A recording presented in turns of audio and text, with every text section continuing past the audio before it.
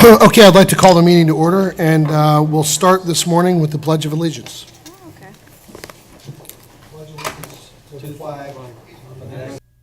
okay. Okay, I'd like to call the meeting to order, and we'll start this morning with the Pledge of Allegiance. Oh, okay. To the flag of the United States of America and to the republic for which it stands, one nation, under God, indivisible, with liberty and justice for all. Thank you. Roll call, please. Commissioner Smolin? Here. Commissioner Kurtman? Here. Commissioner Ahern? Here. Commissioner Perez? Here. Chairman Tagami? Present. Let's take a look at our agenda for today. Are there any modifications proposed for the agenda? Anyone? Thanks, Mr. Chairman. Seeing none. We noted that there were no public speakers signed up for any of our items today, so if we could, if there's an item that you're interested in speaking on, you can see our secretary here for a speaker card, and though we haven't adopted it as a policy during our meetings, I think what we're going to try to do is encourage public speakers to fill out a speaker card before an item starts if they'd like to speak on it. There may be items that we have in the near future where we have a lot of public speakers, and to the extent practical, what we're going to want to do is encourage people to fill out a speaker card before the item's called. And if we have over a certain number of speakers, what we'll be looking to do is, without impinging on anyone's First Amendment right, looking for a limit on speaker time so we can efficiently run our meeting. But I just want to put that out there for anyone if they'd like to speak. With that, the approval of the minutes from the September 27th meeting. I'll make a motion. Bob, you're supposed to leap over the dais. 20 years ago. Okay.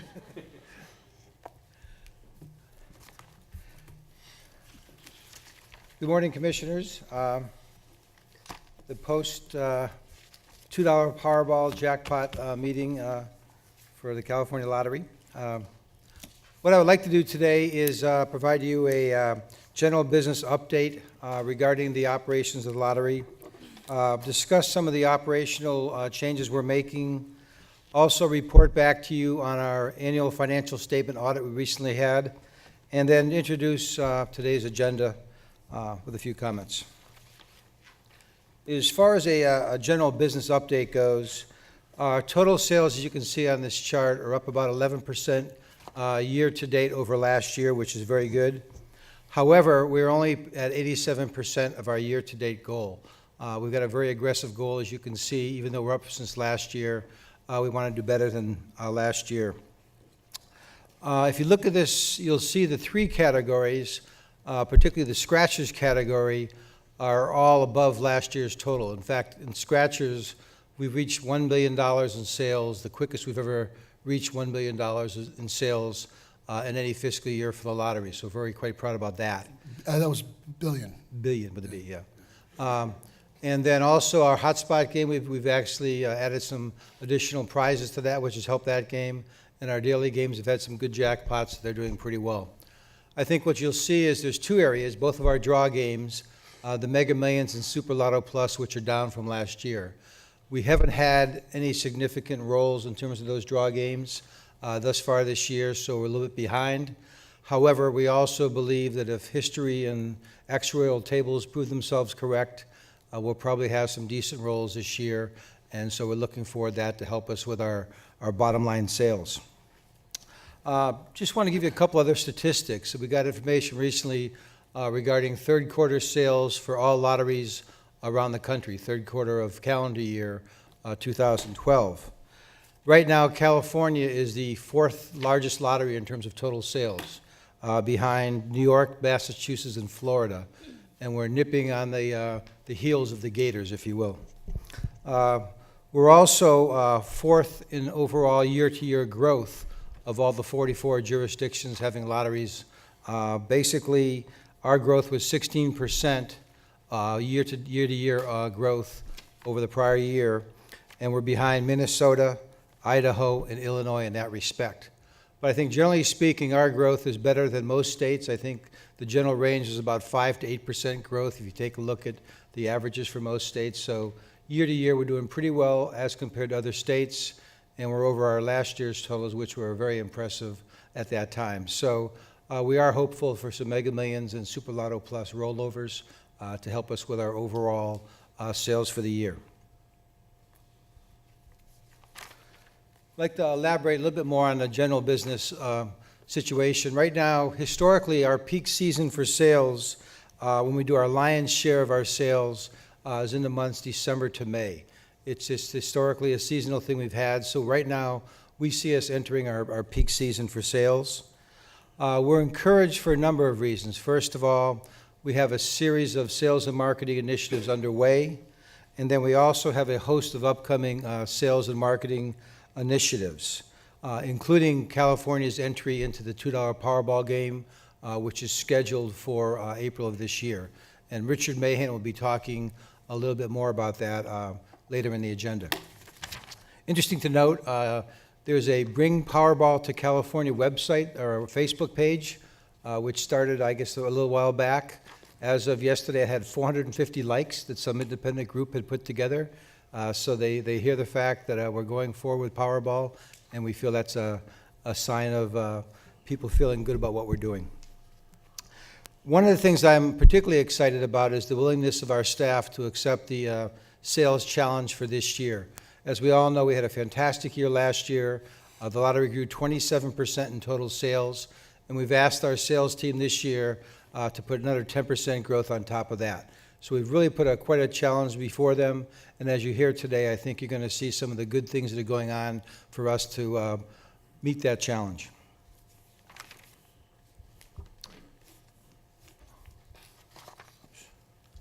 A couple of operational updates. First, I want to talk about our ongoing supply chain improvement project. Basically, we're really drilling down in this study right now in terms of our analysis. In some cases, if we identify changes we can make as we go, we're doing that. Other ones we're holding off to a later period of time. Our approach to the project is really to get our business processes right, and then once we get the processes right, look at the opportunity to enable them with technology or infrastructure changes. And right now, as you can see on this listing, there's a whole gamut of things we're addressing. I won't read the whole list, but these are some of the key areas we're looking at right now. And we see a variety of opportunities for efficiency and improvements in our overall servicing our retailers through addressing some of these areas. Second area, we're in the midst of our sales staff compensation study. Over time in the lottery's history of 27 years now, we've been asking more and more of our sales staff in terms of the duties we're asking them to perform. And we want to have the ability to attract and retain good people for the lottery. So as part of this study, we're taking a look at their classifications, their duties and responsibilities, and their pay levels. Our goal here is to make sure that their pay is commensurate with the activities they're performing for us. One of the other things we're looking at is differential pay for high-cost locations. It's become harder for us to attract and keep people in the LA and San Diego areas as members of our sales force. So we are taking a look at the ability to have some differential pay in those locations. And finally, looking at the bonus structure, we want to make the bonus structure a fair and actionable bonus structure so our staff feel they have the opportunity, if they're performing well, to take advantage of the bonus compensation. So all those are part of the study right now. To date, we've had about 80 interviews with management and staff regarding their positions and their duties, and we see the study progressing very well, and we expect to have a report back to the Commission by April. And thirdly, another area we've got going on right now is hiring efforts. Due to some organizational changes and some retirements, we recently started recruiting a new director of our law enforcement division and also our technology division. And we just hired a new head for our finance division. A gentleman named Nick Buchan is going to be coming to us from the Department of Finance, and he'll be heading up our finance division probably about mid-December of this year. We also have had significant turnover in our district office managers. As you know, we have 9 district offices, and 4 of those 9 district office leaders have decided to retire this year. We recently just hired new district office leaders in San Diego and Fresno, And we're also right now actively recruiting for the Sacramento District Office and the Inland Empire District Office, and we expect to have those spots filled pretty soon. So not unlike the rest of California state government, a good deal of retirement and succession planning going on in the lottery, and we're addressing those needs as we go. We're also putting in place a plan for next year that's more proactive, but right now we've had a lot of work to do in terms of filling some of these key spots. In addition, the commission authorized us to increase our sales staff this past budget season in July. I think he gave us over 30 positions. We've actually set up the lists for those positions and are recruiting right now and hiring people, and we expect all of those positions to be hired and on board by at the latest April of this year. So actively filling those positions as we speak, and have a good backlog and a good list of candidates that we think will work well for us. Just want to talk briefly about our annual financial statement audit. As you know, state law requires that the lottery have a CPA firm do an independent financial audit each year. This year, our audit was conducted by KPMG. Basically, they found no material issues and gave us what's known as basically a clean audit report. It's interesting that I highlighted a couple things. One was, once again, the over $1.3 billion we gave the California public schools and colleges last year, but also the amount of money, the $2.6 billion we gave in prizes to players, and the $296 million in commissions, bonuses, and other fees that we provided to retailers. So a pretty good economic impact for California from our activities. On today's agenda, we have a couple of, I think, pretty good topics that you'll be involved with. First of all, we have a summary of the lottery regulation changes that the Commission requested. There's an update from Nicole Solari, our legal officer. We will also have a presentation on our sales and marketing activities, which is a summary of our current and upcoming activities, presented by our Deputy Director of Sales and Marketing, Richard Mahan. Also, in a follow-up to our strategic planning meeting in the month of September, we're going to have Carolyn Nordstrom talk about our project portfolio management activities and what we're trying to do from a portfolio point of view in managing the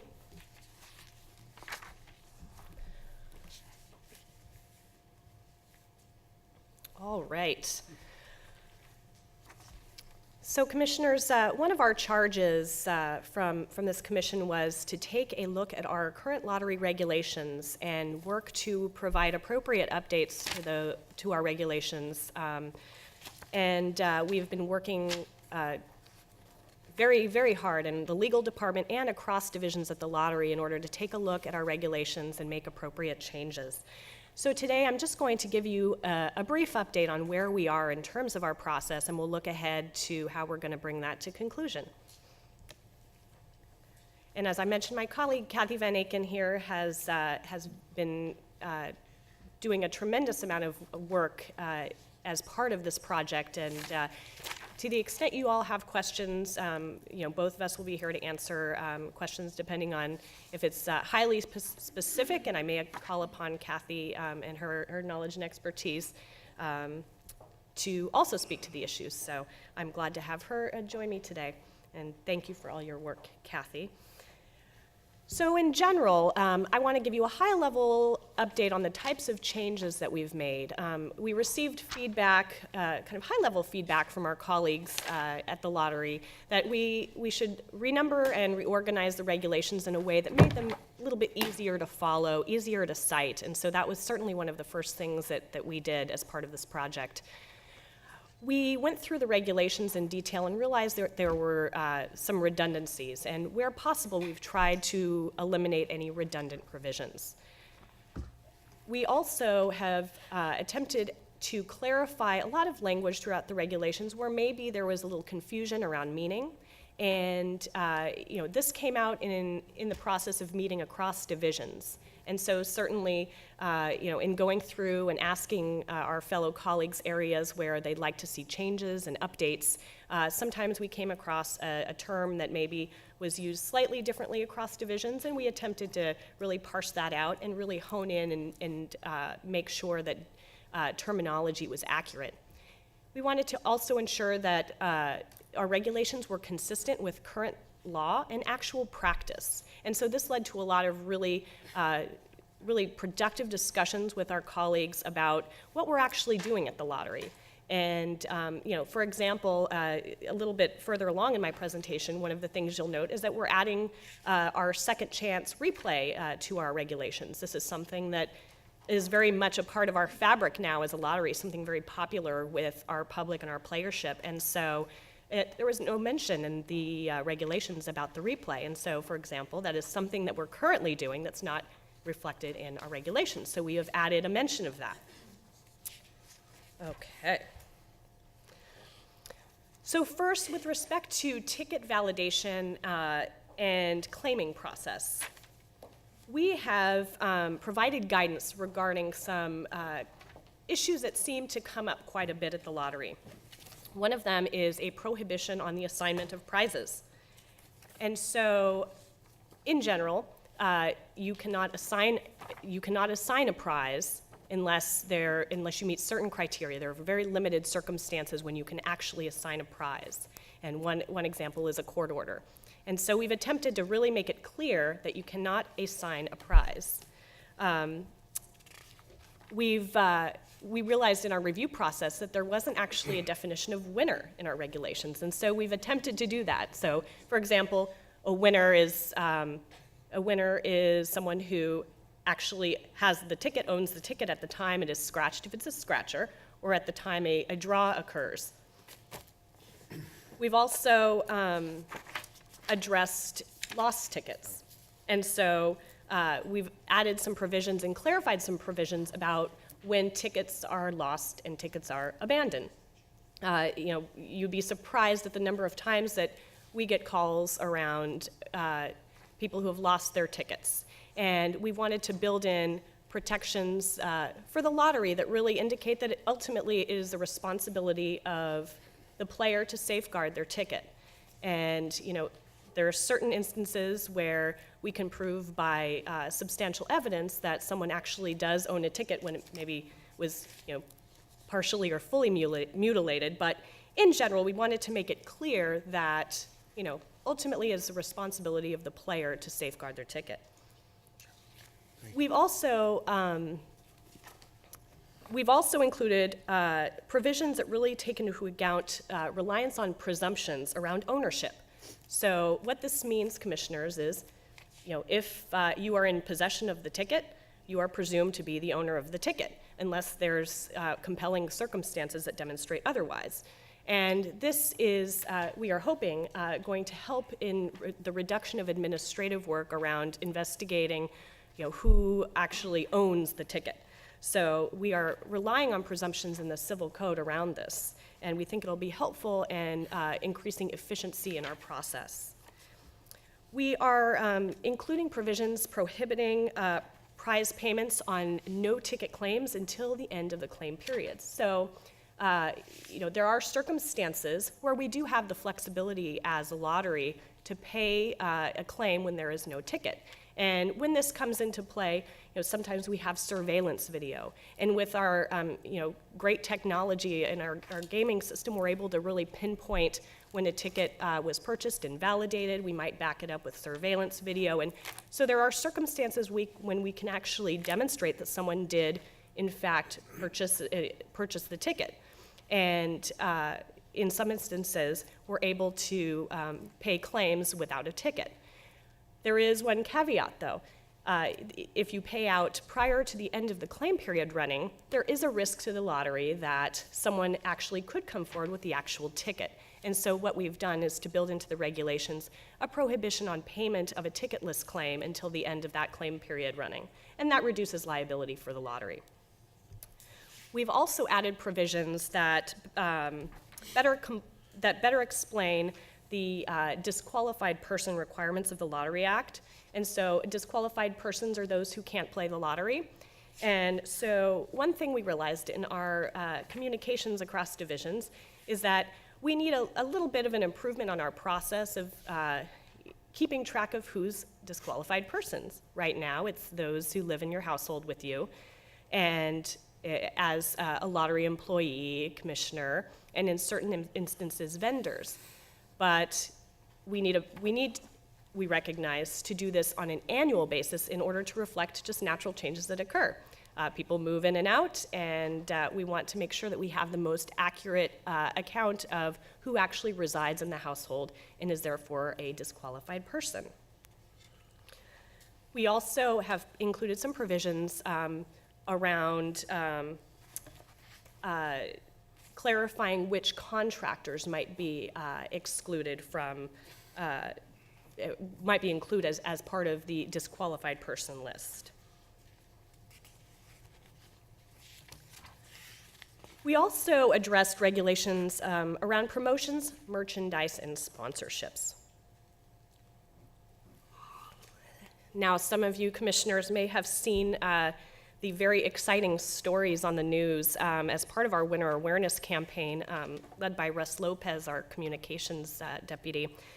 These great stories of players who maybe had their ticket in their glove box or sitting in their wallet and didn't realize that it was a big winner.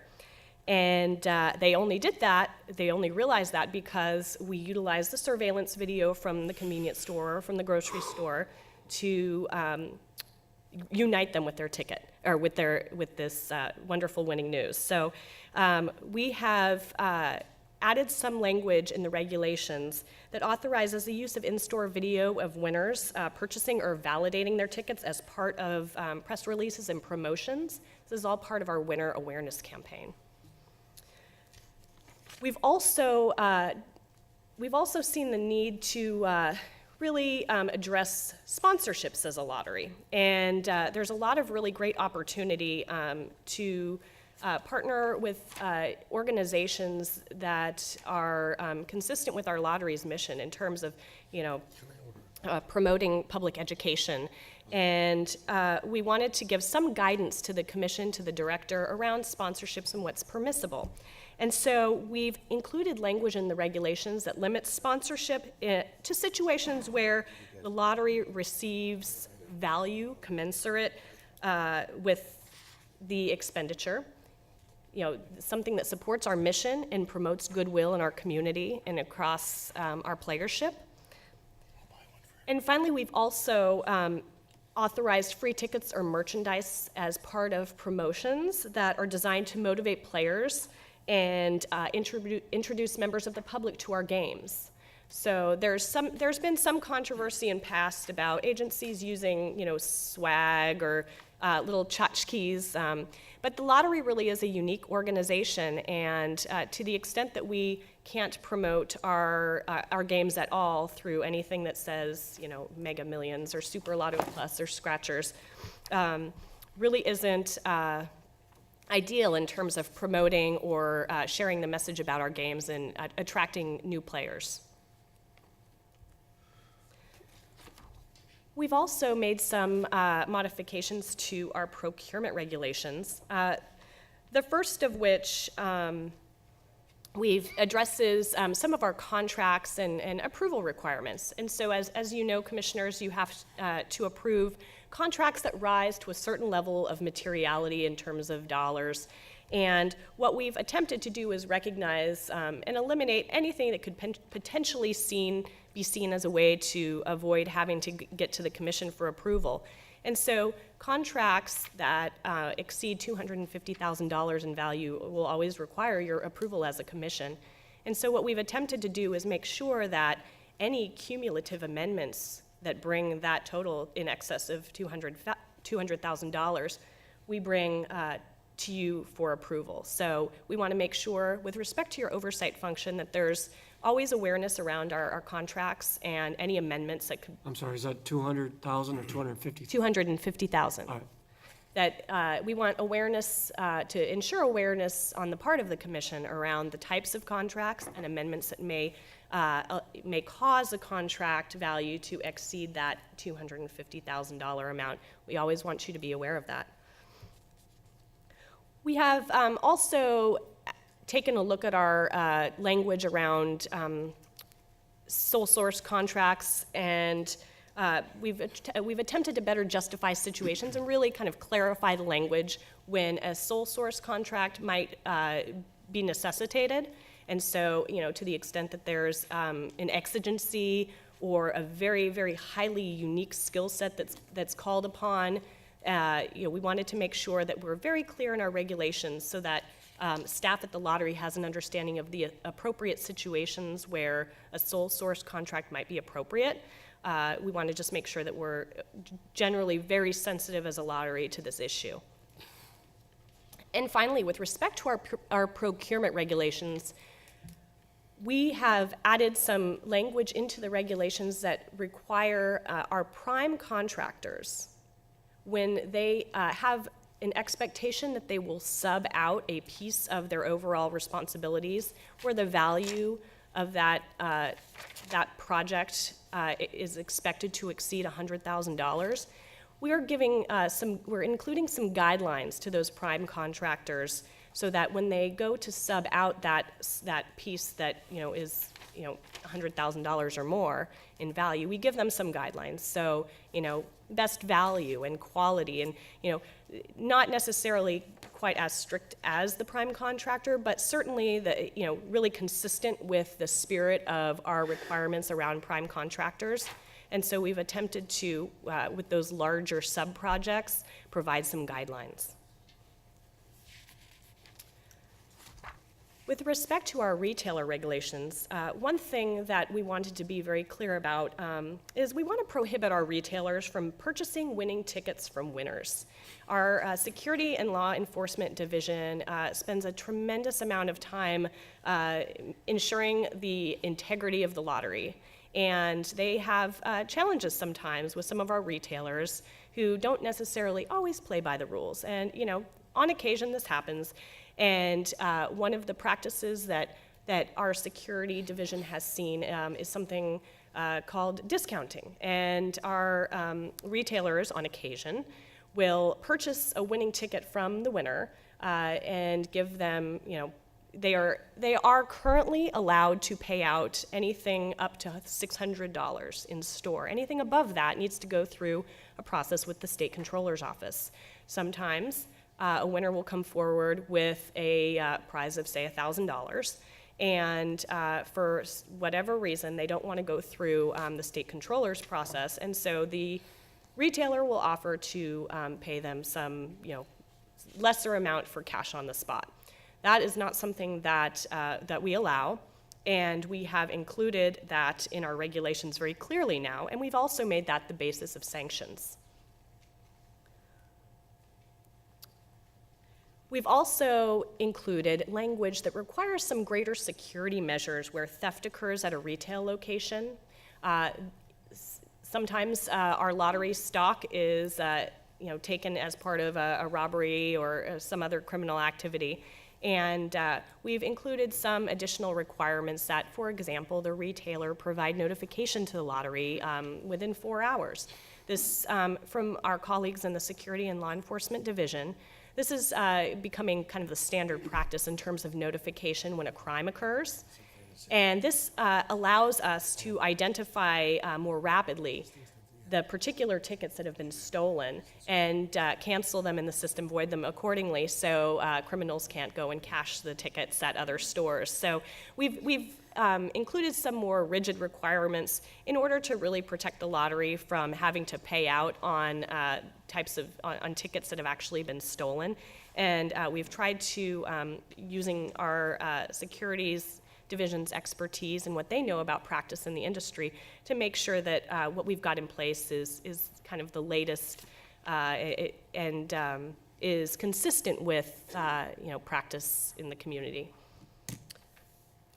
One of the ideas that we're considering is addressing or including some protections in the regulations in the event of a retailer bankruptcy. Sometimes this happens, and a retailer will owe the lottery money in terms of ticket stock. And so one thing that we're considering is including provisions that may provide a constructive trust situation on the retailer in order to maybe ensure that the lottery is repaid. All right, next steps. Now, I had proposed some next steps, and I'd like to modify this a little bit, and this is certainly something, that we can discuss here today in terms of our timing. We are still working internally across divisions. Everybody is playing an active role in this project at the lottery, and we're still working on our draft. And situations arise and warrant some modifications to the regulations, and we're going to be consistently drilling down on this until we approve it. So in terms of our next steps, well, actually, let me pause here and see. I've run through a summary of our changes to date in different categories, and were there any questions on anything that I've talked about so far that Kathy or I can answer for you? Quick question. Yes. With regards to lost ticket investigations. Is there a substantial cost in doing that? I mean, I imagine at least there's manpower to do so, but is there any particular reason we do that complimentary? That's a very good question. Part of our responsibility, as a lottery is to overall, be a good steward of customer service. And that's something we keep in mind. We want to have a good relationship with our players, and we want to demonstrate that we care. But that, is certainly balanced against the human resources that are consumed when we are investigating these types of things. So there is certainly a cost in terms of staff time. And, I will answer your question, Commissioner, by saying that the motivation when these types of investigations occur is really to provide a customer service. Certainly it is discretionary at the part of our prize payments and law enforcement and security unit, what they're going to investigate and how much time they're going to expend. But I know that there is a sensitivity and awareness around how much time we actually spend helping people who have lost their tickets, when really the obligation is on them to safeguard them. Is there any viability to passing those costs off to folks that lose their ticket? I think in most cases, when you purchase something, let's say you forget your receipt, or there's a shelving fee. I mean, I think with almost every return or lost something, there is some consequence versus if you have your receipt or have your item. I'm curious as to whether or not that's viable for us to do. It's definitely something we can look at, Commissioner. Currently, in the context of our retailers who are maybe on probation, we do assess what we call a monitoring assessment cost, and that helps compensate the lottery for the time that is spent following up and making sure that our retailers are now on the right side of the law. And we can consider doing the same with respect to reimbursing the lottery, so to speak, or giving us some sort of compensation for the time spent in those investigations. So that's a great suggestion. Thank you. Any other questions? All right. So if I can move to the. Before we go to next steps, maybe we can keep you at the podium and Sure. Open this up a little bit. And for the economy of time, there's some things that I think are important to put on the record and may stimulate some further dialogue amongst the commission or give us some direction, because I think these are definitely thoughts and may lead to some open-ended questions and some dialogue. I kind of draw this mission and my request, and I should say our board's request of the director and of the staff, drawing directly from Article 3 from the statute of the powers and duties of the commission. And just almost like we did the Pledge of Allegiance this morning to start our meeting, in a way, for this issue and this topic, I think our Pledge of Allegiance is Section 8880.24A, which says, "The California State Lottery Commission shall exercise all powers necessary to effectuate the purpose of this chapter, and all decisions the Commission shall take into account the particular sensitive nature of the California State Lottery, and shall act to promote and ensure integrity, security, honesty, and fairness in the operation and administration of the lottery." So that's kind of, I think, our our preamble, if it were, to our powers and duties and responsibilities. And there are a lot of the commission shall promulgate and the commission shall do this throughout Article 3. And so in looking at Article 3, I was really trying to reach for the appropriate definition in context, because in our daily communication, in our writing, and even in the statute, the use of terms regulation, policy, is sometimes blurred in our actual practice. And so Section 8880.27 calls out specifically meetings with the director, that the commission shall meet with the director not less than once each quarter to make recommendations and set policy, to approve or reject reports to the director and transact such other business that may be properly brought before it. So again, where there are a lot of you shalls promulgate regulation, specifically 880.27 says that we shall meet and make recommendations and set policy. So I wanted to, in a layperson's world, because I'm not a lawyer, seek the definitions and some of the differences between regulation and policy. And in that context, some would believe that it's to promulgate monitoring and enforcement of rules. Regulations create limits, constraints to a right, create or limits to a duty, or allocate responsibility specifically. And then in looking at policy, it was really more along the lines of principle or rule to guide decisions to achieve rational outcomes, and not normally used to denote what is actually done, not normally referred to as either a procedure or a protocol, which led me to the dialogue that we had, and we've had along this road, which is the lottery's operating manual, which some could say is really more referred to as a document that is procedure and protocol, but some could say is adopted as a policy. The policy is that there will be a lottery operating manual, and then the director has the authority under his duties under Article 3 to then specifically promulgate this as a policy, as a procedure and as a protocol. So I say that really as kind of a opening the door to looking at how we go about any number of things that we need to discuss with this topic. One of them being our obligation and responsibility for outreach, our obligation and responsibility for transparency to promote integrity, and basically saying we need to send a communication to our vendors. We need to make sure the public is aware that we're engaged in looking at how we operate and how we're conducting our business. So we need to make sure that we look at the context of next steps and saying, has the public, have our vendors, have our retailers had the opportunity to chew, swallow, and digest? Our obedience, if I can use that term, to Article 3, or adherence, is important. Funny, the Latin root of the word obedience is obedier, which is the ear, which is always misconstrued. I think it's really meant to, you're obligated to listen, learn, and understand to be able to then follow the instruction.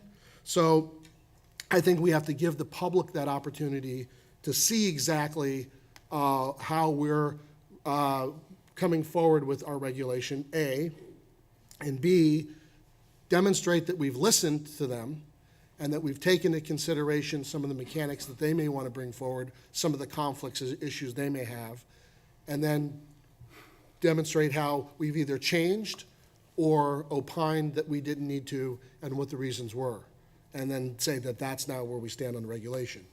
And so as a kind of a housekeeping exercise, I look at something that I've personally wanted to promote on my during my tenure here at the California Lottery, which is the Code of Conduct. And some of the discussion is that could easily live as a policy of the board, and it sounds more loose, more elastic as a policy instead of as a part of regulation. But if I go back again to that preamble and I look at the you shalls, I really think that this board has an opportunity to look at something like a code of conduct for itself, self-regulating itself, as well as for senior management, and be able to instill the enforceability and the rigor of that code of conduct as a part of lottery regulation, especially with the bright future that this California lottery has before it and a lot of the interesting opportunities that are going to come its way. I think that's one of our opportunities, and I think it's one of our obligations following and adhering to our preamble in Article 3. So I think that I would ask, as we enter into this dialogue and this discussion amongst the board over your next steps and over your report, to contemplate that, which I think is very, that's my view of, one person's view of the topic, and then ask the question, as a part of our regular duties and responsibilities, more than picking the coloring of the lottery ticket, ask the question as a normal course of business in our regular meetings, if there's a date set that makes sense, where we say the board will take up as a part of its regulations on this, by this time frame, any new regulation, and do so thinking, when are we going to do strategic planning, and when are we obligated by statute to do budget? So any changes that require different operating requirements and obligations can then be tailored to make sure that our staff have the resources they need and have the funding that they need and the tools that they need to be able to fulfill the mission of the lottery. So as we look at it with regularity, I don't know the history of how many times the regulations have been modified, but clearly there are unintended consequences often of new initiatives or new laws that are passed by the legislature. My reference to 880.27 specifically was added in November of '84 by Prop 37. So then you say, okay, it's not a perfect world. There's going to be an amendment, and we're going to need to have some flexibility. So the lottery always reserves the right, or the board always reserves the right, to call a meeting to discuss and promulgate a new regulation or a modified regulation. I think what we don't want to do as a body is get into a slippery slope where at a knee-jerk response or to keep up with the Joneses or other states, we start willy-nilly making modifications to our regulation and not have the rigor and discipline of saying this is more or less our constitution as a body operating under the authority granted to us by the statute. So with that, the proposed changes that you have out there, I think are a great start.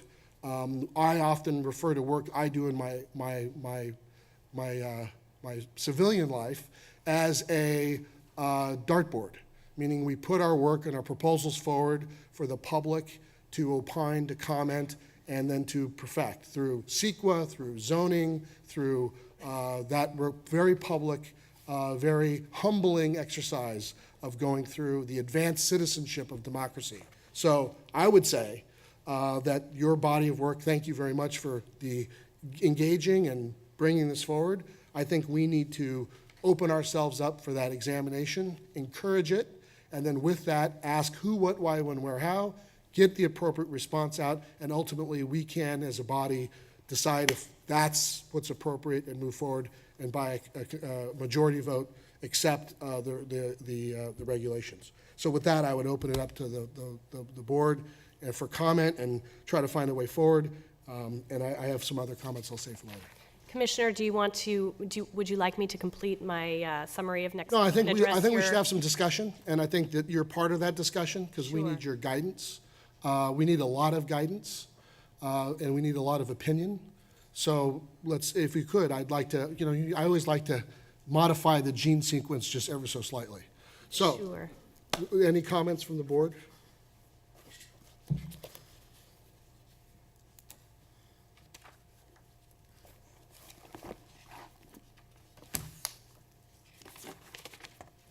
I think she can carry on then.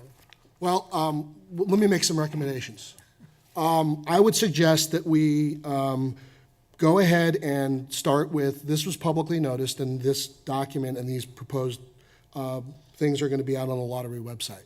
I would suggest that we have the executive director from the board and from the director send out to our universe of constituents a notice that we're doing this and encourage their written comment and let them know that there will be a future hearing here where they can opine if they want to come in and share their thoughts with us. And we should also have one in Southern California. 2/3 of California's population lives in Southern California. We have 2 commissioners who reside in Southern California, 1 commissioner that lives in the middle of the state. We will impinge upon the good sheriff and ask him to join us. I think we need to do 1 listening session in Southern California. Conduct a hearing for the purpose of taking public comment on our regulations and listen to what people have to say. And again, if no one shows up, that was their prerogative, but no one can say that we didn't give them the opportunity. And then after we've done 2 listening hearings, 1 in Northern California and 1 in Southern California, I think that we need to give your offices and your team time to opine on what was recommended, on what should be changed and modified, and then bring that to the board. And at that point, I think the board can be able to say that they've listened to what the public had to say, took into consideration the arguments for and against, and then can adopt the regulation going forward. And then my only modifier then going forward is I would ask that the draft, before it go online, contemplate the code of conduct being included as a regulation. And I would then go as far as to say that that code of conduct, it covers the senior management and the board. And I would ask that, though it's in draft form, we will encourage I'll encourage my colleagues, and I will certainly be providing written comment for suggestions to expand that and strengthen some of the language there as far as the code of conduct is concerned. And I want to highlight that I think it's important because the type of business that we're asked to conduct and the role that we're asked to play with this enterprise, that it be very clearly identified that prospective vendors and people who want to do business with the lottery that are subject to our vote and approval need to communicate through staff. And so they are clearly welcome to write us an opinion or send us a letter or provide comment in a public forum and hearing. But the notion of trying to create a universe where lobbying is discouraged, that commissioners shouldn't be advocating for a vendor or an individual company or contract, needs to be promoted in a public view. So all contracting and all of the day-to-day operations of the lottery can be conducted by our staff under the rules that they have to abide by without interference, and help promote and protect, again, the integrity of the lottery per that preamble. That would be my request. So I would ask for dates to be worked on by the executive director and yourself for some of the coming meetings. And to the extent practical, if we consolidate some of our other normal business when we're in Southern California, that works for me. And I would ask for I would make that, it's unusual for the chair, if someone would be willing to move that and second it, I would like that affirmation because I think it's a little unusual and inappropriate, actually, in this matter, for the chair to make the motion and ask for a second. So Commissioner, what are you exactly proposing the motion to be for with respect to holding a Well, I'm meeting in actually, Southern California? thank you, Nicole, but I'm actually addressing my colleagues. I would actually like, if I could, the body of what I just put forward to be moved by one of my colleagues and seconded by one of my colleagues, because in this context, I think it's appropriate that there be buy-in. Because what I'm asking for has not been, over the course of the last decade, something that the California Lottery has done. But I think going into the next decade, it's something the California Lottery must do. So that's what my request is. So I have a put that on the question floor. for council. Is it, are we under proper authority to have a commission meeting outside of this location and just notice people that will be meeting down south? So long as we comply with our notice provisions, that's acceptable. All right, then I'd like to make a motion that one of our regularly scheduled meetings be conducted down south, and that during that meeting, we put on the agenda the code of conduct as suggested by our board. Could I just ask for some clarification on that? Is that, are you making the motion that we have, firstly, a meeting in Southern California, which I don't think we need a motion for that, do we? Yeah, I think we should. No, I'm saying I don't think we need a motion for that. We can schedule a meeting based, it would be, understandably from your position, it would be, under the context of it would be to allow open comment for 2/3 of the public of California also to voice their opinion. Yeah. Which makes perfect sense to me. I'm not quite clear on the code of conduct. I mean, of course, you know, we've seen a draft, just that we continue to review the code of conduct as well as the regulations put before us. Thank you. So opening it up on the floor to discussion, any other commissioners have any comment? Commissioner Ahern's made a motion. Is there a second? And then we can discuss the motion. And I think we can add friendly amendments to the motion if it's appropriate. So is someone willing to second it for the purpose of discussion? Second. Okay. So the motion on the floor right now is to contemplate, in essence, a meeting in Southern California. And then the second part of the motion was to contemplate including in the regulation that's going to be posted online, that the code of conduct is part of the new regulation. So by doing so, this board, in my opinion, has not adopted the regulation or has not adopted the code of conduct as part of the regulation, but is telling the public that it is going to contemplate in that public forum and in further discussion that, including amendments that may be made and can be made not only in any public meeting we have, but can be made and proposed by a member of the public or by staff or by the legislature or by the governor's office or the attorney general prior to us having the meeting where we finally go forward to adopt that. So as a part of our exercise here, I guess my thing is to say, one, most importantly, thank you for all your work to bring us to this point. Two, the motion is, and excuse my lack of brevity or eloquence, to say, one, we want to have a meeting in Southern California as well as Northern California. Two, we would like to have the regulation update include the code of conduct to be considered. And three, we need some guidance and support from staff to figure out logistically what's appropriate, understanding that that may push some of this timeline back. And I have my friendly amendment to the motion that's on the floor. For the last thing we would want to do is impinge or impair the ability for this lottery to move forward with the staff's very good work on engaging with muscle and getting California as a part of the Powerball game. And so if there's, as we look forward to promulgate regulation to be able to do Powerball, which I think we'll be doing maybe later today, we want to be able to make sure that this exercise doesn't impair being able to bring that game as an opportunity to California and to generate more money for education. So that would be my friendly amendment, to my first part of that, to the motion that's on the floor.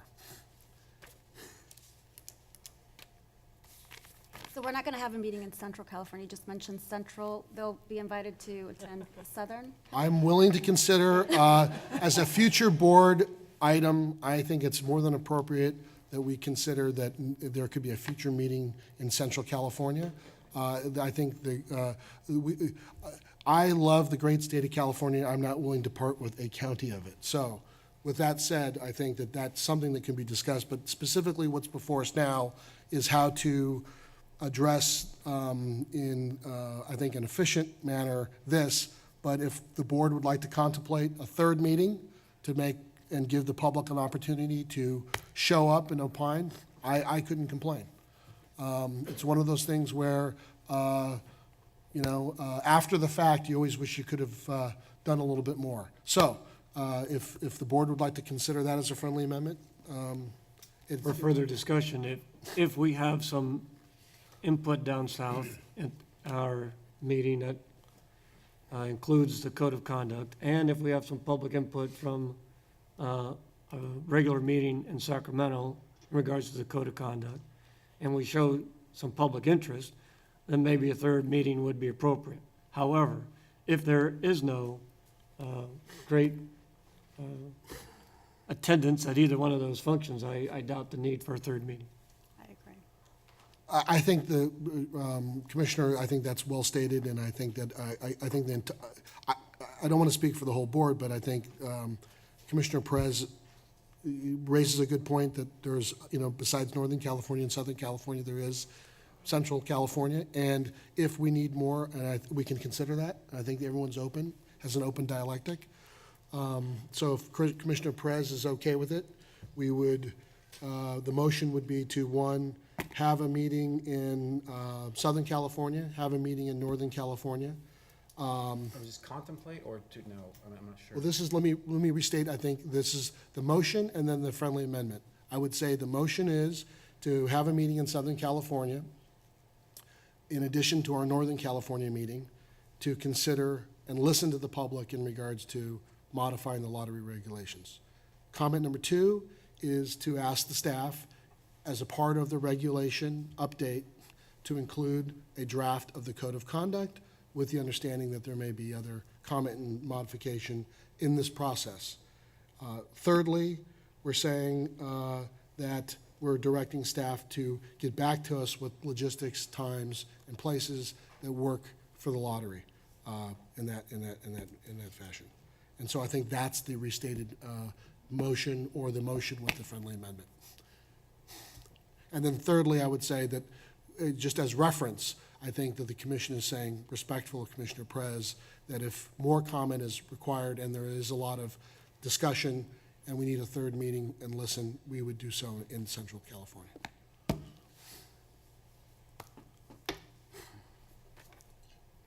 Call for the vote?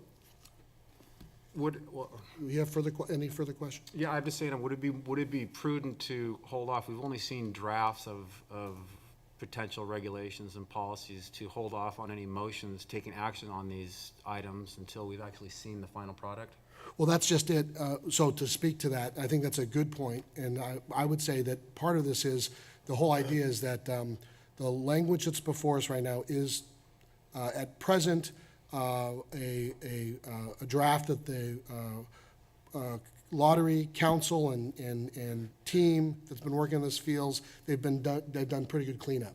And they're putting it before us and saying, we'd like to give you time to digest. We're going to give the public time to digest, and then we're going to ask you to consider adopting this finally in January. And my view is, though I respect and appreciate their work, I would personally like to see that the code of conduct be included as a regulation, 1. 2, we may have other comments and opinions from others that come in from the legislature, from the governor's office, from the vendors, from the retailers, from the general public. And so I think to do that, giving an opportunity to listen, to hear what they have to say, would be viable. And then we would be able to give our staff the opportunity to chew, swallow, and digest, make a recommendation. And then that would be distributed prior to our meeting where we're to take action. So you would be able to comment, review, and we always reserve the right not only to make modification on the floor when the staff brings the final version to us. We're going to clearly take public comment that day, so we have an opportunity to hear and listen, but we can always amend in the future should we see fit. So I think that it gives us ample time in this exercise, if not so more time, to make sure that we do this in a responsible way. And again, we're under no deadline to do this. This was this was a self-imposed desire to make sure that we were being mindful of our sworn responsibilities under our oath of office. I have a quick question. With respect to the code of conduct document. Yep. Would it be prudent of us to either have some discussion about this document and what we want to put forth with the public before we ask their input? I'm not necessarily sure that we've all come to an agreement that this is the best document to put forward for review. That's a fair statement. I was erring on the side of caution by really out of an abundance of caution, saying that the notion in and of itself would invite suggestion and comment. So the code of conduct draft before us is, I think, fair to say, skeletal It's basically the beginnings of, these are some very important things that don't exist now, that could exist and could provide good protection for the lottery in the future. And there are a lot of ideas and suggestions that could come. The same could be said of, by some, of other things that are in the lottery regulation, but we don't know yet. We haven't had an opportunity to take their opinion. So by including it, it's to draw attention to it and to ask, what should it be? And do it openly and in a public manner. Deletion, addition, and broadening is all, that's the whole purpose. I guess our goal really is, I believe, to make sure that we're conducting this type of business publicly, giving the public the opportunity to know what we're working on, what the issues are, and what the considerations are. Sure. So go ahead, I'm sorry. My only suggestion would be that perhaps we collectively agree on what the draft is we put forward to the public before we even get to that point. So our starting point, I'm not necessarily sure we've had enough time to really sit and say, this collectively is what we'd like to put to the public. Could I make a suggestion then that would address your concern? Could we ask, what we could do is have the meetings posted for the Northern California and Southern California meeting to take public comment and discuss the lottery regulations proposed. We could ask the commissioners to take a look at and provide any comments they have to the proposed code of conduct to staff.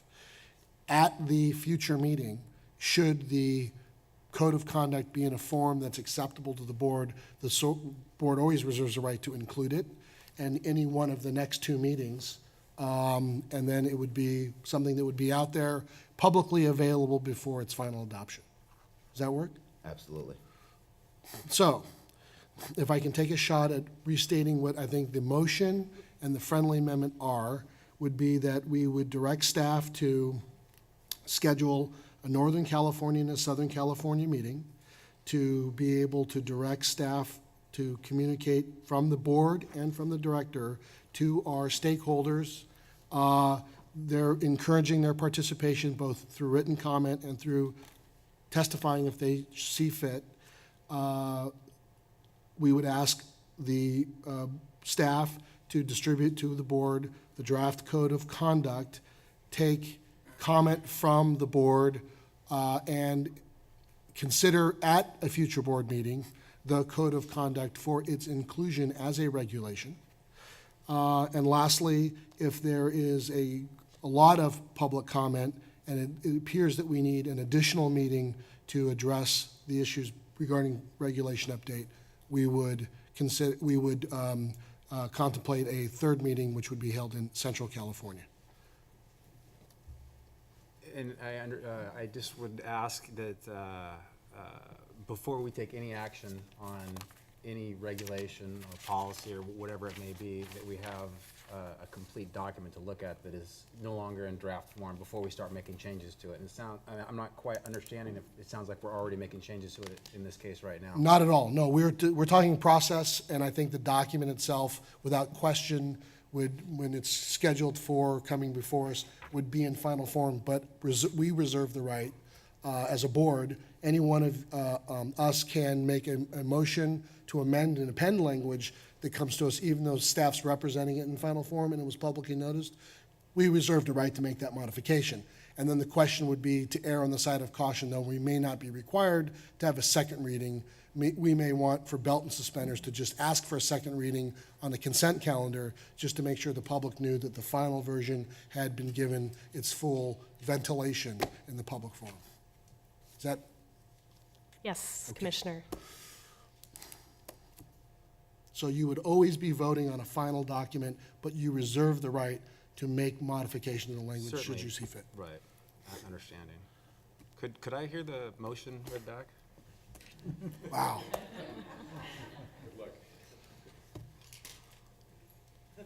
I'll tell you what, I can do it. Would you like me to I'll do take it? a shot at it. How's that? The motion before the commission is to have a meeting in Southern California, Northern California regarding the draft regulation changes. The revised code of conduct will be promulgated by the staff with input from each of the commissioners and presented to the commissioners, and at your choice of time, we will include that in the public discussion. The staff will work out the timeline for the meetings based upon the needs of the commission and the lottery. And we will also send out a message to the stakeholders, various stakeholders, alerting them of the opportunity for written comment as well as oral participation in the meetings. And if necessary, we'll consider a third meeting in the Central Valley, depending upon the level of public comment and interest we get at our first two meetings. It's good. Agreed. That was obedience. That was listening. That was good. So you could call the question? Any other comment, I guess? No? Okay. With that, we'll call the roll. Commissioner Smolin, Yes. Commissioner Kirkman, Yes. Commissioner Ahern, Yes. Commissioner Perez, Yes. Chairman Tagami. Yes.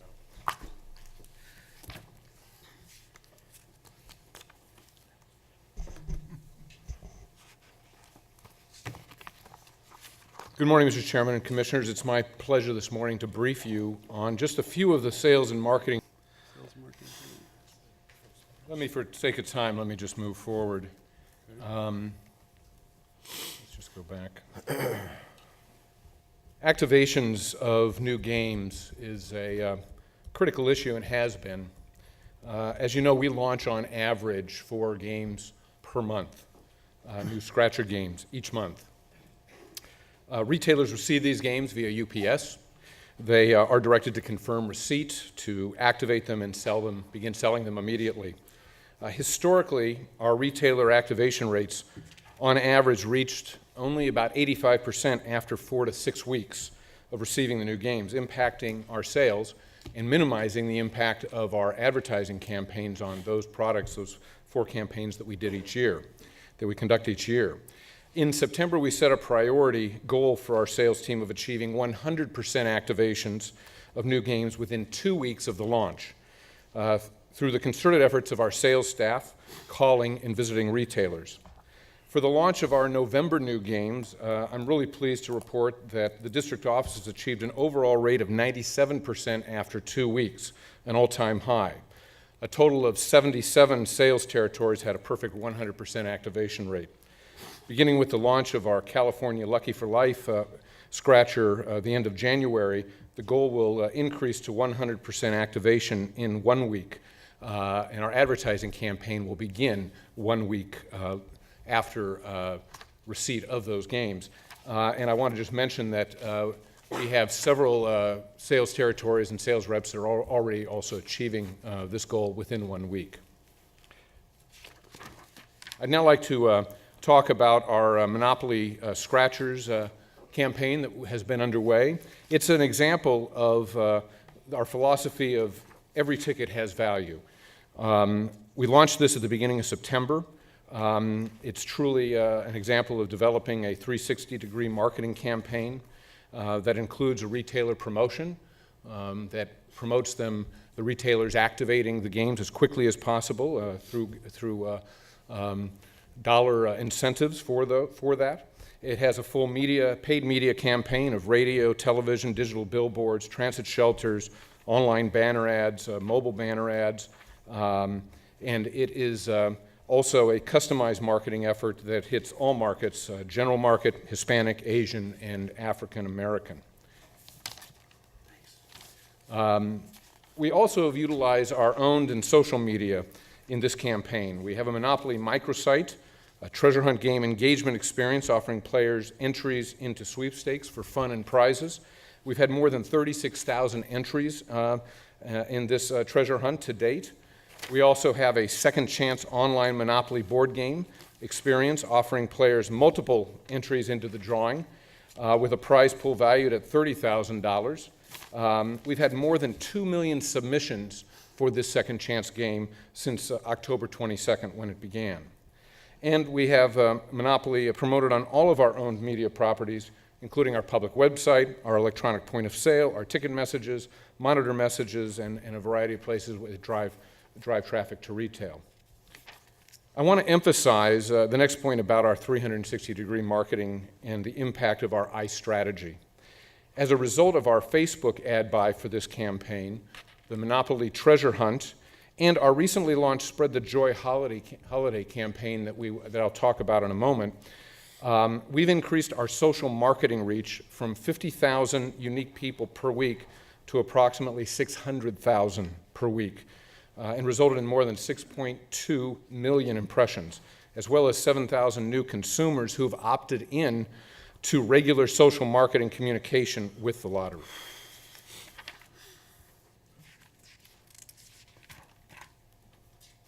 Our increased hotspot payouts is another area of activity in recent weeks. Hotspot has been a game that has not had growing sales in recent months and years. It's been flat at best and decreased in some cases. Our challenge has been to increase the number of hotspot players and the revenue. It's a game, by the way, that is most successful in social trade styles, venues such as bars and bowling alleys. Through the AB 142, we've been able to recently increase the payouts from 51% to 61%. Sales are continuing to grow. Last week's sales, in fact, were 23% higher than a non-promotional week in November. These improved payouts are starting to create a positive buzz, and we believe will also help us in the recruitment of new retailers, which is one of our major retailer recruitment initiatives. Our Spread the Joy online marketing campaign is our first social media promotion to fulfill the iStrategy tactic to support non-advertised games. Its promotion period began November 19th and will run through the end of December. It has what's unique about this, it's a Facebook promotion. It will have a prize payout that grows by the number of entries into the promotion. It innately encourages fans to spread the Holiday Scratchers promotion to their friends and families. The promotion prizes are awarded based on the total amount of entries, so the more that it is passed along through social venues and more fans, the ultimate prize amount increases to a maximum of $10,000. We've had great success with this already. We are utilizing our owned media and social networks to promote this as well. And as I mentioned earlier, this promotion, along with our Monopoly extensions, are really generating a great deal of buzz and activity on our social media outlets and a great deal of momentum. We've experienced the steepest social fan growth in our history, enabling us to target and directly engage our current and prospective players. I want to point out the outstanding work of Ryan Petit-Frere and John Riley on this campaign and all of our iStrategy work. Can you give me their names one more time? Ryan Petit-Frere and John Riley. Thank you. There are other individuals as well, but they've been leading the effort. I appreciate that. I think we can all agree that no one does anything of significance by themselves. Yes, absolutely. As you all know, and we've had discussions in the past, most people, unfortunately, are not adequately aware of the reality of the lottery's mission, and that the monies that we raise through sales of tickets and our draw games goes directly to provide supplemental funding for education. This has been identified as a major barrier to increasing playership and to increasing our sales. Russ Lopez, our communications division director, who has already significantly transformed our communications effort at the lottery regarding our contributions to education, along with the marketing division, has initiated a major marketing exploration to identify key audiences, and such as players, retailers, stakeholders, et cetera. And we are in the process of identifying and assessing all the internal and external perceptions, the roadblocks, the touch points, and the expectations about this to develop a overall recommendation for messaging that'll be used in campaigns and throughout everything that the lottery does. And we hope to be presenting that to you in early 2013. The California Lucky for Life Scratcher family is going to launch at the end of January. We're very excited about this product. It will be a family of 4 games, a $1, $2, a $5, and a $10 game. It's going to be our first annuity game. The top prize is going to be $5,000 a week for 25 years. This is a game that is tested very strong, and it will enable us to be advertising our next $10 game that we will be launching. I'd like to talk a little bit now about $2 Powerball. Yes, it would have been nice if we had launched Powerball at the beginning of November. But as we've posted on our Facebook page, just imagine how big Powerball would be with California. Stay tuned. With your approval of Powerball regulations, California will launch Powerball, $2 Powerball, on April 8th, 2013, with a $40 million starting jackpot. We hope that it grows to much larger than that. We are developing a comprehensive marketing and communication campaign and platform that's being coordinated through our communications division and the marketing and sales divisions that will begin actually in January, so we can have a whole roll-up and a build-up. It will involve press conferences and strategic social media strategies. It'll have launch events at the time. We'll have a teaser paid advertising campaign that will lead into the actual launch date and follow on afterwards.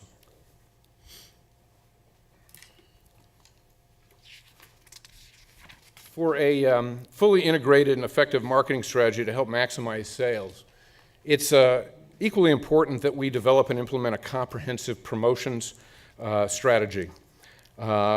This is something that we have been doing much less of in recent years, and we have formed a new unit for promotions and integration that's in the process of developing a strategy for this that will involve a number of different tactics.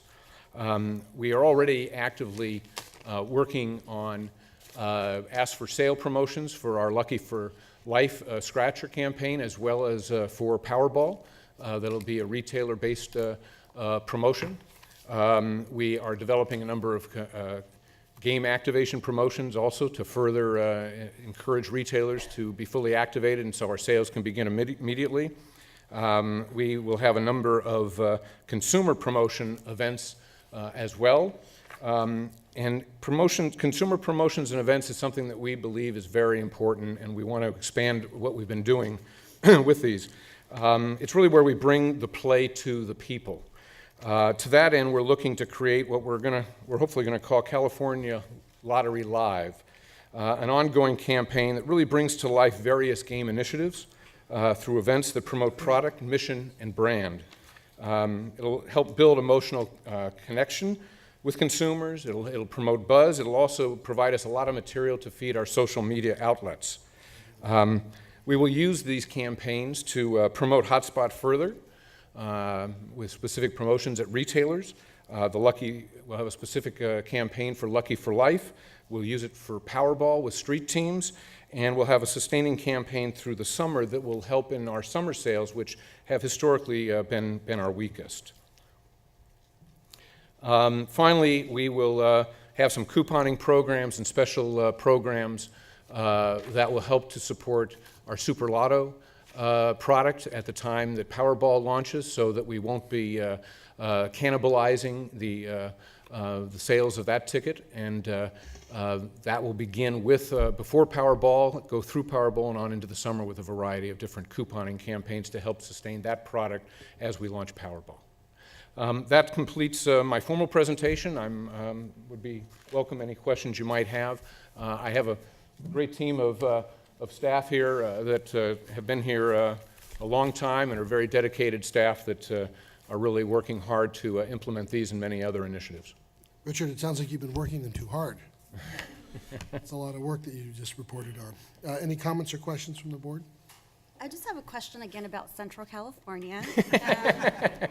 The Yes. Powerball, the launch events, I see you have one in San Francisco, LA, and Sacramento. Is there any plans to do anything in Central California? Not at this time. And really, we would love to do and want to do more. And this really goes back to Powerball as one subject, but the overall marketing strategy is one where, especially as we go into 2013-14, we're going to be looking at the overall mix of how we spend our marketing dollars and where we spend them. We dedicate a tremendous amount of money to television campaigns right now, which are very very effective. We get sales lifts off of them, but we also believe that there is a great benefit from taking some of those monies and dedicating them to more grassroots types of campaigns that will take place throughout the state, including Central California. As of right now, we are still assessing our overall budgets that we will have for our events throughout California to launch Powerball, and we are looking at how we can spread that even further. As we have some savings of monies that already from the fact that we haven't had Mega Millions jackpot alerts, we've been able to save some money. With that, we're going to be expanding some of our television reach on announcing Powerball, but we also hope to be expanding our launch events. So we hopefully can do something in that part of the state as well. It really is dependent upon the budget availability. I have a very small question about the Monopoly Scratcher game. Uh-huh. I do recall at some point there was sort of Monopoly had done a bunch of regional games, for example. Like I think there actually was one for the state of California. Going forward, not necessarily in this round, but if we come back to it, is there any opportunity when we have a board of Monopoly to use that California state board versus the general game with just our logo on it? It's a great idea if we were to bring back the Monopoly product for a second round, and we will definitely look into that. Monopoly is a licensed product, so of course anything we do depends upon what is licensed through our vendors for use, but that would be an excellent thing to consider in the future if we bring back Monopoly for a second round. Yeah, I was just curious if Yeah. it had come up at all. Richard, I have one. As I was going through some of our statute stuff, Should I get Nicole back up here? no, you're fine. No, you're good. There's a portion that references the commission shall also ensure the overall estimated odds of winning some prizes or prizes in particular lottery game are posted on all television and print advertising. And I do know that we have a tagline that says play responsibly that's often a voiceover. And I just don't recall, and excuse me for not recalling, but I don't recall in a lot of our TV ads actually saying posted odds of whatever various games may be. I just didn't know if by reference it was to look to our website or if it's actually incorporated in the. It does go to the website. It also goes to the retailer, where at every retailer site, within our materials that we provide with all new games, all of the odds are provided. Leticia, do we on the television advertisement specifically, is it in that real small fine print? Yes, we do include all the overall odds for the games in the app. Fantastic, thank you. Okay. That's wonderful. Well, thank you very much for the report. That's great. Thank you. Okay, Carolyn Nordstrom, Project Management Report. How are you? Excellent. How are you? Good.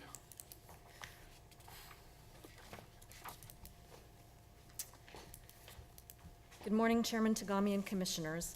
When we met back in September, we began the discussion of strategic planning for the next 3 years, including a discussion of how all of the projects that the lottery may consider must be evaluated together in light of our capacity to execute them and our expected return on investment from our activities. The chairman asked for a one-page view of the lottery's portfolio of projects, which has been prepared for you. We didn't get it all on one page.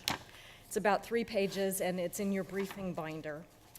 I don't intend to go over this in detail, but can answer questions about it if you'd like.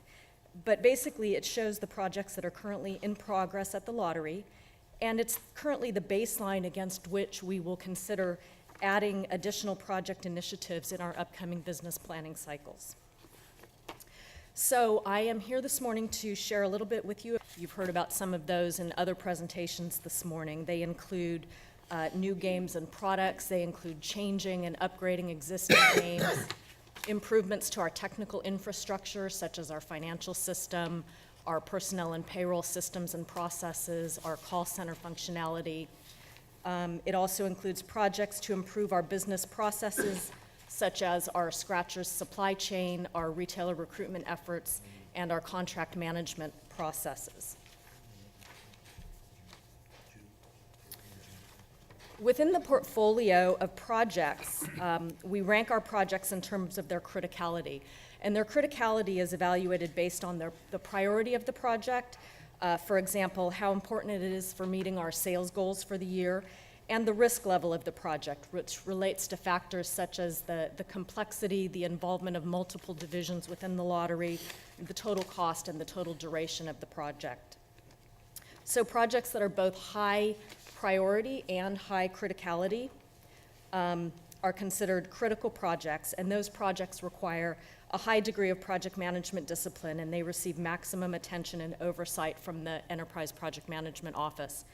As the criticality of the projects goes down, they receive proportionately less oversight and involvement from the EPMO. So this list illustrates that there are currently 2 projects that are considered critical. That's the launch of Powerball and a migration of our Second Chance product offering to a new technical platform. Both of those are being directly overseen by the Enterprise Project Management Office to make sure that all of the different elements of those are integrated. They touch every division within the lottery. Some of our other high criticality projects you've also heard some about this morning are business intelligence, business analytics, which has been instrumental in the sales force being able to reach those activation goals, our contact center enhancements, an RFP for our Scratchers products going forward, and so forth. Some of the projects that we are engaged in will be completed this fiscal year, while others extend into fiscal year 13-14 and beyond. So, as we continue with our strategic planning process, we recognize that many businesses produce nice, shiny, glossy strategic plans that are never effectively executed. We believe that successful execution of the lottery's strategic plan will be accomplished by engaging in a portfolio of project-based work that is aligned with our business goals and objectives and effectively managed and controlled. That is, are we doing the right work, and are we doing the work right? In addition, our strategic goals have to be supported by an aligned organizational structure and culture. We have to have appropriate, effective, and efficient processes and tools, and we have to have a shared vision, correct incentives, and appropriately skilled staff. Therefore, some of the projects that we engage in, such as redesigning our supply chain, reorganizing our contract management function, and evaluating our sales force training and compensation, are designed to help align the organizational structure and culture to support our other goals and objectives. So as we consider all of these moving parts together, portfolio management provides an executive level view of the status, performance, and alignment of our project-based work. It also helps us to understand our capacity to take on new projects and the interdependencies between projects. Portfolio management helps the director and the senior staff to ensure that every project receiving lottery resources is of strategic value to the organization and is being responsibly managed to successful completion. However, one of the challenges that we have is that our current project and portfolio management tools are not adequate to provide the right level of visibility into the project status, performance, and alignment. So in order to address that issue, we have begun the process of developing a request for proposal to acquire and implement a project portfolio management software tool. There are a number of commercially available software tools that we believe could be fit for our purpose, and our goal is to have a PPM tool in place by June of 2013 to support our business plan for fiscal year 13-14. And when we implement that, we expect to reap a variety of benefits, including helping us prioritize the right projects and programs, avoiding expending resources on low-value projects, improving our resource utilization forecasting, improving our decision-making and governance, improving our project performance by helping us control our scope, schedule, and cost, and finally helping us to extend best project management practices throughout the enterprise. So that concludes my comments. Are there any questions that I can answer? Commissioners? Fantastic. It's interesting.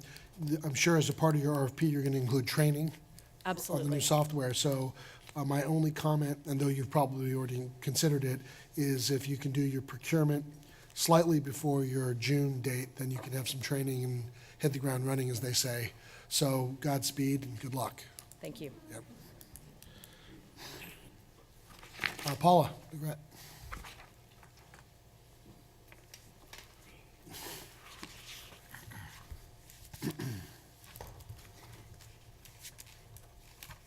Morning, Commissioners.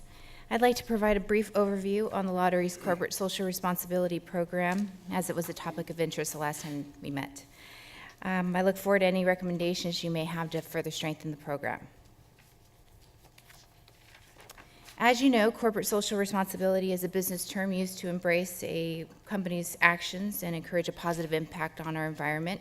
Here at the lottery, it's a pledge in consumer protection to minimize our impact on the environment and to support local communities. This pledge fully encompasses the lottery's values of integrity, security, and fairness. Our traditional areas of focus include responsible play, customer service, and consumer protection, some of which you've already heard from some of my other colleagues. I don't know if you've had an opportunity to look at our World Lottery Association certification, which is found in the lobby display, but it's an exemplary effort on our part for our responsible gaming programs, which is at a prestigious level 3 certification from the World Lottery Association. The WLA is a member-based organization for state authorized lotteries that are committed to the highest standards of corporate responsibility, including integrity, professionalism, innovation, and creativity. In 2011, the lottery received a level 3 certification from WLA that is set to expire on July 20th, 2014. The certification demonstrates that the lottery has successfully planned and implemented responsible gaming programs. As it stands, there are no lotteries that have a level 4 certification in the United States. California and Kentucky are the only WLA level 3 certified lotteries in the United States, and there are 13 other states that form part of WLA. Lotteries applying for a level 3 certification are required to allocate resources and implement responsible gaming programs in the areas of research, employee training, retailer program, game design, advertising and marketing, player education, stakeholder engagement, reporting, and measurement. Another important responsible gaming partnership to highlight is with the California Office of Problem Gambling and the California Council on Problem Gambling. We're a proud member of the Office of Problem Gambling's advisory board, where we discuss priorities and strategies for educating and training individuals engaged in problem gaming related issues. It's a collaborative forum of state regulating agencies, gambling industry representatives, educators, researchers, and advocates, where we discuss problem gambling issues. The California Council on Problem Gambling is a nonprofit organization dedicated to assisting problem gamblers and their families, and also promoting awareness. Their organization administers a 1-800-GAMBLER number, provides gambling industry trainings, and runs a gambling counselor certification program. Our particular responsible play efforts include the 1-800-GAMBLER number, which is the helpline, the first professionally staffed crisis helpline for problem gamblers in California, and it was established in June of 1998 by the Council on Problem Gambling. As I understand it, the lottery was one of the first entities from the gambling industry to proactively bring attention to the issue of problem gambling prior to Assembly Bill 673, which authorized the Office of Problem Gambling in 2003. We were one of the first to fund the 1-800-GAMBLER helpline when it was exclusively managed by the council, and it's now under the administration of the Office of Problem Gambling, and we continue to fund it. In fact, the California Lottery is the largest state agency financial supporter of OPG's hotline. Additionally, the 1-800-GAMBLER helpline is printed on the back of every scratcher and play slips, and we incorporate responsible play messages at point-of-sale signage, all marketing campaigns, in our social media space, and display messaging at lottery terminals.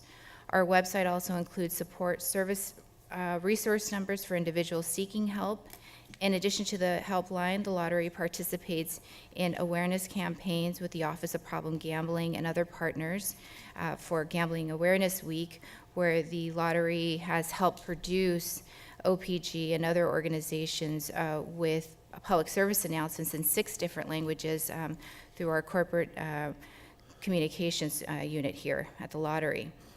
We also include these awareness messages at lottery terminals, on our website, and our play slips. Our responsible play focus is also underlined by the work that we do to prevent underage play.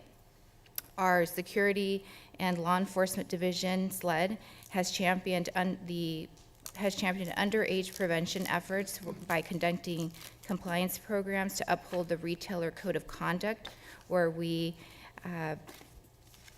for lottery retailers to responsibly sell and redeem lottery products to individuals 18 or over. In a related effort, the retailers also do their part by displaying the signage. Additionally, we've recently added a age verification page to our microsite for Monopoly Treasure Hunt.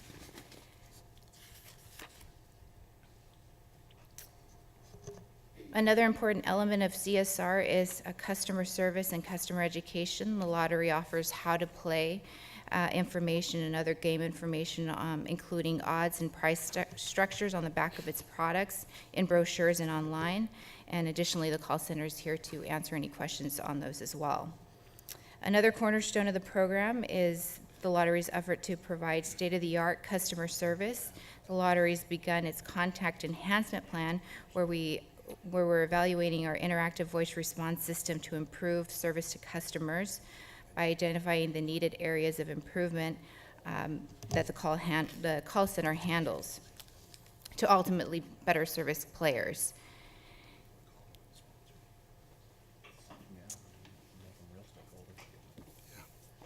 And we've also implemented our email system where players and the general public are able to email our commissioners directly with any inquiries they may have, in addition to having the ability to call our call center.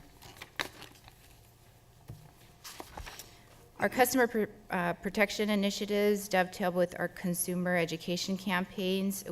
Some of these campaigns include the Buy It, Sign It, and Check It campaign to educate consumers on checking their tickets at terminals. And as seen on television, our SLED team has done a great job in their impressive investigation work. Some of these efforts include locating serial burglaries and undercovering sting operations where store clerks were attempting to steal winning lottery tickets, embezzlement, cracking other illegal lottery schemes, and fraud. The lottery recently embarked on a new and exciting policy to protect our players and their potential winnings. Our corporate communications and SLED teams are working together with our retailers to uncover unclaimed prizes by sending photos and video of apparent winners of unclaimed prizes to the media. Our first photo released ensured a $52 million dream for a couple out of Fremont, where their family members saw their photos and video on television, and they secured their winnings.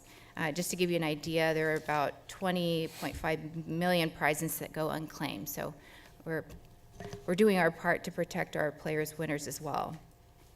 And another new policy designed to curb and establish a level playing field for our customers is our second chance policy. Starting in October 1st, all second chance submissions will be limited to no more than 1,000 submissions per calendar month. And so a person who enters more than 1,000 combined submissions in a month during the entry period for any scratchers second chance play. Again, we want to establish a level playing field for our consumers. We see it as a fairness issue, and we want to ensure the integrity of all our games, including second chance. Some players have seen an unfair advantage when other players enter thousands of codes on a variety of games.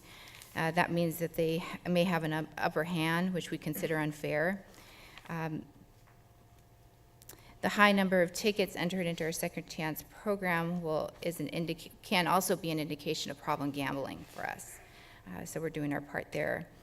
I think all of these initiatives are a great starting point to ensuring that the lottery is doing its part in taking responsibility for its products and making a positive impact on our environment and our consumers. I welcome any suggestions you may have to strengthen the program.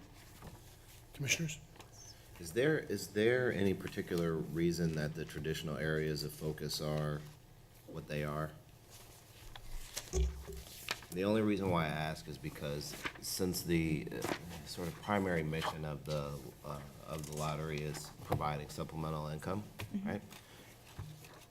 It might be an interesting look if one of our areas of focus was actually education in some sort of derivation. Meaning, is there any opportunity to do some small scholarship program? Is there anything, we had an interesting discussion at our last meeting about how can we directly affect education? And there was a lot of talk about bureaucracy, so on and so forth, but is there any opportunity for us to have a small education project or focus as part of our social responsibility, and maybe with some limited funds, actually just sort of shortcut some of that and actually affect an area that we collectively think is important? Right. With regard to CSR in particular, we're looking at our products making an impact on the environment. That's why we focus on these areas. But definitely with regard to our stakeholder engagement program, which I didn't have a chance to report to you on today, we have looked at sponsorships in education and other stakeholder areas. But we could definitely consider that. Okay, thank you. Commissioner, if I may add to, the Lottery Act specifically prescribes a method by which we are to distribute funds. Okay. And so that is something that we have to keep in mind too in terms of the ways in which we support public education in California. Okay. There's additional ways through highlighting our mission and that we can support education, but we do have to keep in mind our limitations under the Act and the ways in which we can actually distribute the funds. So we can distribute funds for problem gambling, but is a different complication if we decide to use some of that same money to affect education directly. Is that right? We, as an organization, have the ability to expend funds in a variety of ways around sales and marketing, advertising, promotion, and sponsorship and community type issues. Yep. But when it comes to specific distributions for educational institutions, Yep. the Lottery Act does set forth a specific requirement of how money is supposed to go to the schools. There's a process where we transfer it that involves the state controller's office, county level treasurers, and individual funds that are guided by superintendents. Got it. The spirit of your question is good, though. Even by way of, when we talk about responsible play, I think all of us that went before Senate confirmation thus far, I think that was probably the most consistent question that came out of individual meetings as well as the panel that interviewed us.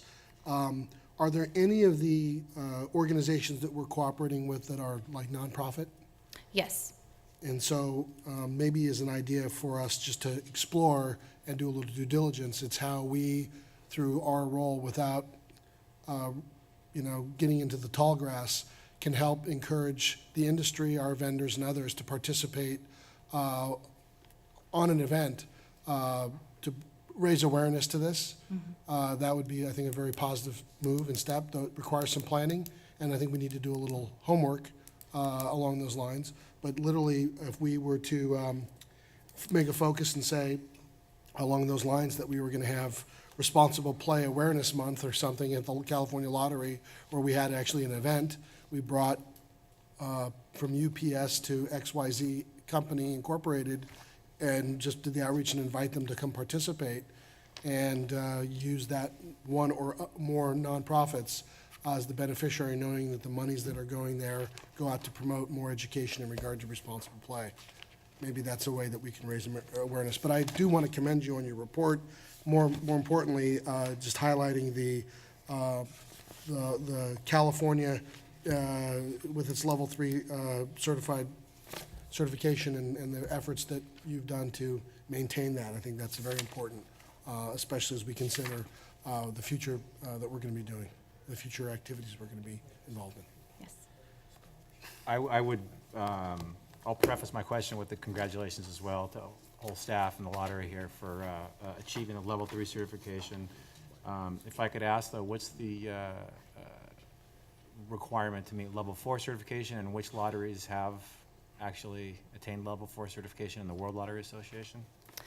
We don't have any U.S. lotteries that have attained a level 4 certification. They've all been, I believe, in Canada and mostly concentrated in Europe. Would you know of any that, and so I was saying there are some that have achieved level 4? Yes, there are.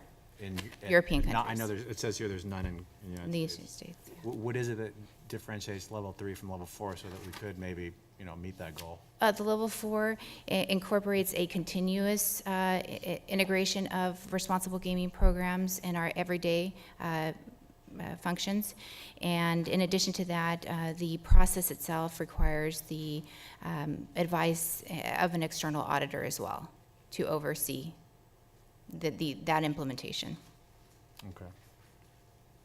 But it's Is that something that we have, that first part sounds, it's an attainable goal, correct? This is just a history of responsible play, correct? Correct. And then the second part was to have a firm yes. verify that?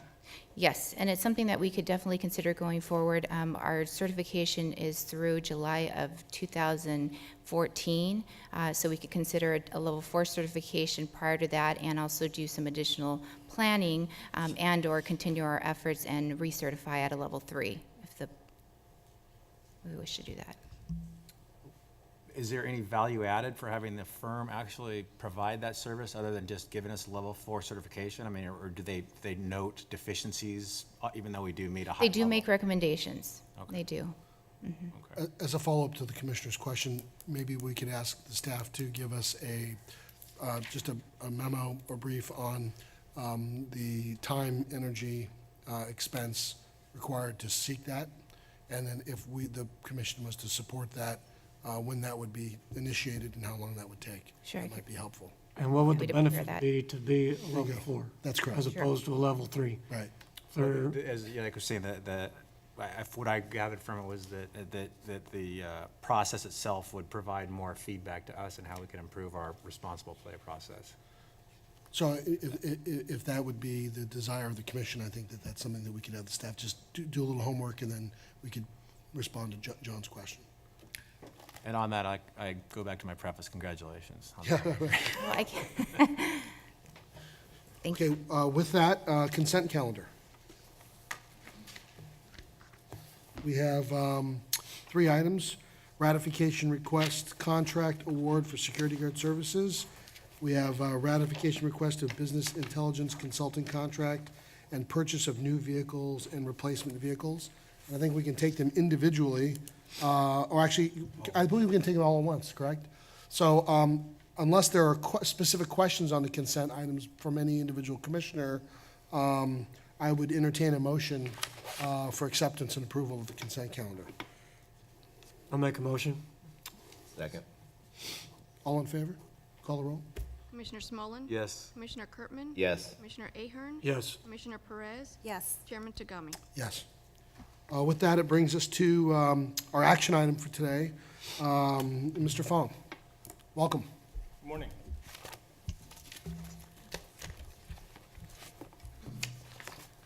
Chairman Tagami and Commissioners, you heard all this week regarding Powerball. We heard some things regarding what's happening as well too, what our plan of attack is. Right now, what I present to you, what I consider the meat and potatoes of the game itself, the regulations. Should you adopt these regulations, gives the California Lottery permission to add Powerball to our gaming portfolio. We've been very diligent in understanding the key drivers for this game, and now we believe it's time to really recommend Powerball to California. Let's take some look at some background. How it began. In September 1987, the Multi-State Lottery Association, known as MUSL, was formed by 7 states. Then in 1988, in February 1988, Powerball was actually launched as Lotto America 654 and consisted of only 7 states. The cost per play was $1, and the annual sales were about $125 million. Then in April 1992, Lotto America was replaced as Powerball, and had a starting jackpot of $2 million. Then in January of 2012, this year here, Powerball was changed with a starting jackpot of $40 million, and it costs $2 per play. However, there's no winner in the jackpot. It grows $10 million at each row until it's hit, guaranteed. There's also a $1 million second-tier prize with this game. There are now 42 states, plus Washington, D.C. and U.S. Virgin Islands that carry Powerball. Annual sales for this game are over $3 billion. Some interesting facts about Powerball. It is the biggest guaranteed starting jackpot at $40 million in terms of lotto games. If the jackpot's not hit, it is guaranteed a row. This is at a minimum of $10 million. The biggest Powerball jackpot was yesterday at $508 million. This is the second one, 2006 presentation. What's key here, though, is California is the only lottery state that does not sell Powerball. The question you may want to ask is, why join? It's very simple. We need to maximize the revenue potential for education, bottom line. But we did some research. Let's go through some of that, some findings. In August of 2010, an internet study with California players with our core Super Lotto Plus and Mega Million players was done. Players have some awareness with Powerball. When asked if they were aware of a big game not available in California, 30% were aware. And of those that knew, most knew that that game was Powerball. Something else, very strong appeal. 43% said that it would definitely play a $2 Powerball game. Purchase intention. 73% with our core Super Lotto Plus players stated that they would purchase this game too. Frequency of play. About 65% of our core Super Lotto Plus players stated that they would play at least once or twice for this game. Some of the key drivers for this game, though, too, was the starting jackpot itself, the high second-tier prize. They also saw this as a value for the money, and the draw days, which were on Wednesdays and Saturdays. But there's also another study that was done. Muscle did one themselves. And that was conducted with the California Mega Millions players. Their findings, 46 were very familiar with Powerball, and they knew how to play. That's interesting since Powerball is not available in California. They know about the game. But we have some key challenges. So let's go through some of those key challenges. 73% of players from the California study felt that Powerball was played very similar to Mega Millions. Some also felt just another multi-state game. But the focus groups in the muscle study, some were able to differentiate the games in terms of the larger starting jackpot and the second-tier prize. And they also understood that the $2 Powerball jackpot would grow faster in Mega Millions. That's key because our jackpot games are motivated by large jackpots, which is very important. But there's one thing we need to bring up too is potential cannibalization impact. And it would be difficult to accurately determine exactly the sales impact that this game would bring because essentially California has never had Powerball, let alone at a $2 price point. But we feel we need to do a couple things. And that is we need to communicate the key differences between our lotto games, number one. Number two, I think we also need to build and establish that emotional connection that our players need to have with this game. Because we don't want to create a group of jackpot chasers for this game here. And we can do that through a strong launch, a sustaining brand campaign, supported by promotional extensions that will hopefully help minimize the cannibalization impact of this game. But there's also opportunities. In terms of some of the key insights from the research, having the same draw nights as Super Lotto Plus, our study indicates a non-issue with core players. Only 14% said they would play less frequently. Spending per occasion, our study also indicates a non-issue with our core players, with 75%, up to 75% stating no impact at all. Based on these responses, a $2 Powerball game was expected to add incremental sales of $90 to $120 million. through our spending exercise. Commissioners, it's an opportunity to launch another game in our portfolio here. Are there any questions? Commissioners? Were those incremental sales, that was above and beyond the opportunity cost of other games they weren't playing? This is, in addition to the lotto, yes, in addition to that, yes. This is take consideration the cannibalization as well, too. Okay. I think the history is interesting, and I appreciate you, as you always give a good presentation, including that history of the game is important, and I was able to go through the proposed regulations that would be adopting. The interesting that the previous commission and director had opted not to participate in 2011, and this was brought to us in June to give direction to the staff to pursue and enter into discussions, and then I understand in early October, you actually entered into an agreement which allows what we're doing today to happen.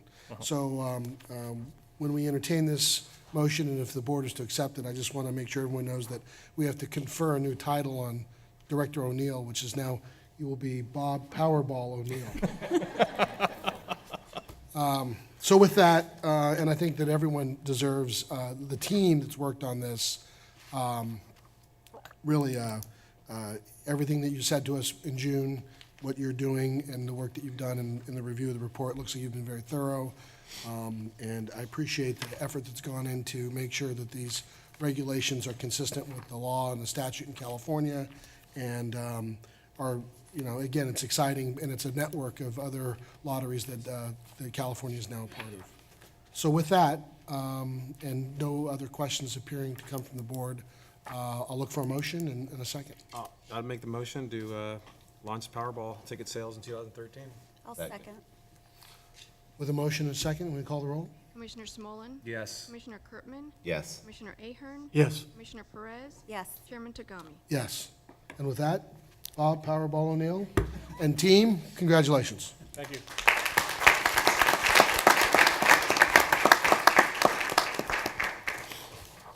All right.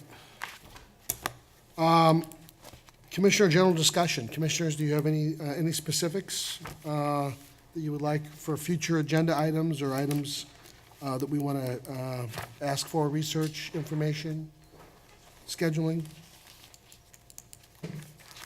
Item 10, scheduling of next meetings.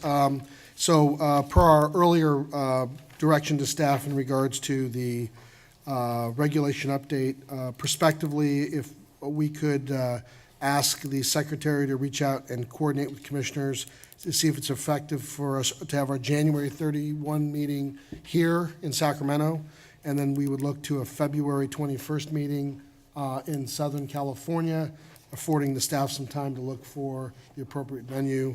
And then prospectively, the March 28th date, we would hold the location open pending knowing if we needed more time. If we needed more time or more outreach, the March 28th meeting prospectively would be in Central California, and then we would then have our, and then that's depending on how we do, and then, of course, the rest is as per Hoyle. So if that is okay, that's how we'll look at scheduling. And then, so we would ask the secretary to reach out to individual commissioners to make sure that works, and look for staff input on logistics. There was no public speakers, and we got no public speakers for open forum. So with that, I thank you for your time and attention, and we can have this meeting adjourned. Thank you.